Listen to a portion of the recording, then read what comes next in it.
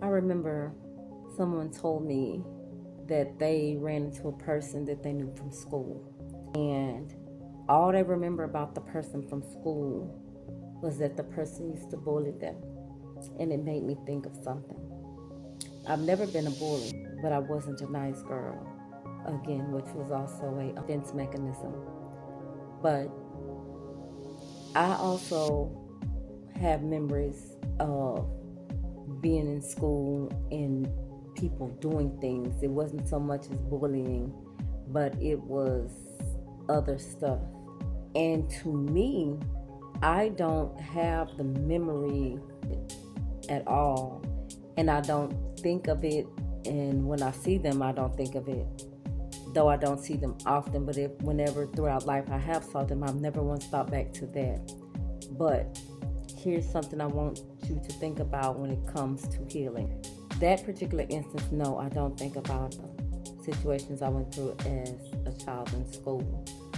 But what I do think about is the memory, not so much as a memory pattern, a pattern that I seem to continue to run into every now and again. Not a lot, but every now and again. But it feels so real.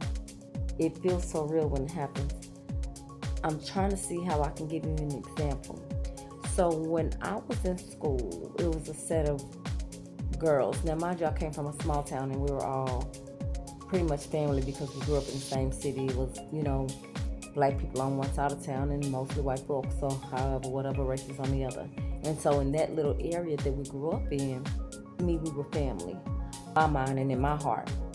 Well, we was in school and the girls had told me one day, act like you mad at me. And I'm like, what do you mean? Just act like you mad at me. And I was just like, okay. Now mind you, we was in elementary. And I remember this because the pattern has happened again. And it took me back to that moment. And I'll tell you about the other one as an adult. She told me to do it. She asked me to do it, and I did it. And so the other girl that was my friend that was supposed to come outside and play with me was like, that's my cousin. What you mean you don't like her? And I'm just like, what? I didn't even realize what was going on. I didn't realize what the girl was doing to me. I just didn't realize what was happening. And so they went to go play and didn't play with me because the girl set me up. As an adult, I remember I was in an entanglement with this man, and he invited me out. We went to a play at a theater, and as I'm getting ready to go and let them know what I was there for and, get my ticket for the seat, the gentleman told me to go tell that lady right there that I was here with him and say his name, and that I was a special guest of his. So I went to that table and told that lady his name and that I was a special guest of his.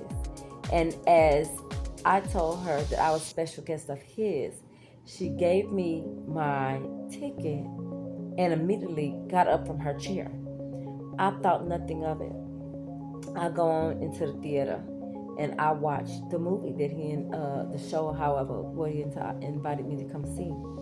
And so afterwards we walked, after the theater, we walked to the cars together. But he parked where he parked and I drove my own vehicle. It didn't dawn on me that night, but the next day I ended up thinking about something about that didn't feel right. And then I was just like, who was that lady? And he was just like, oh, nobody. And I thought back about it, and I'm thinking like, one told me that this was a lady that he had also had dealings with, and he was wanting to get her jealous. Same as the situation when I was in elementary. And the feeling was like, I didn't think I was naive, really. That wasn't a feeling. I didn't have a feeling of that. I just had a feeling of, wow. But I can't remember the exact feeling that did the elementary connection. And so I'm at the point now, which is, one of the hardest things about healing. I'm at the point now to where, how do I dismantle that energy as far as me being attentive enough not to feel like I need to question people when they say stuff to me, as in, like, cause would you have really thought, it was two ladies at the table, but he told me to go to that lady. This is one of his kind of events or whatever. He was a special guest of the event as well. How would I have known? The next day I realized I was a pawn. But after that I was just like, oh, that spirit was way too familiar. And so one of the things, again, that I feel like make healing so hard is not paying attention to patterns. When you haven't been around the pattern in so long, it's almost like you're not familiar with it anymore. And that's where I am right now in my life. So starting to try to peek their head in as I am going to my next level. And it is the wildest thing to me that is happening. I don't even know how to, it's a little bit tormenting, if you will. I can't wait to share with you all what I come up with as I begin to dismantle these patterns, because the only way that the enemy can come in and continue to, I guess, steal, kill, and destroy, what he comes to do, will be dismantling that, because I didn't like the way that felt being as an elementary girl, and I didn't like the way it felt as an adult. And so I will be dismantling that pattern. Also, I guess heated discussions in the recent past, with my siblings, and able to talk to someone today that loves us dearly. And they were saying some things, and I was saying some things, and I realized there are patterns as well in that. And so those patterns as well is what I will be working on to disconnect from and dismantle, because there's no way to be a pawn in something without working it out in the aspect of dismantling any familiarity or any pattern that is very, very present. So I will be out stuff, reading stuff, working on that, and I got emotional about it in the way of trying to address it, but not really knowing how. Not knowing how you address a familiar pattern. I don't know how to address that out of kind of going back to the same emotion that I originally felt when it first happened. But I am at a place, again, of elevation to where I cannot afford to play there. I cannot afford to play in that familiar. I just can't. I cannot afford to be distracted in this season when it comes to your spirits trying to distract me. But what I will do, because of where I'm going, these spirits do not need to show up there.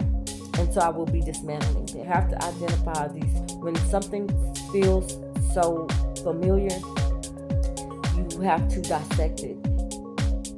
What is this? How am I feeling? And why am I feeling this way? And so I will be, again, working on those. And as I dissect the pattern and see why I'm feeling like that, I'll then have to do my own self-work, dismantle the belief, I guess, that I have behind whatever it is that is attracting that spirit, and also dismantle the thought process of my own. I, again, dismantle these familiar patterns.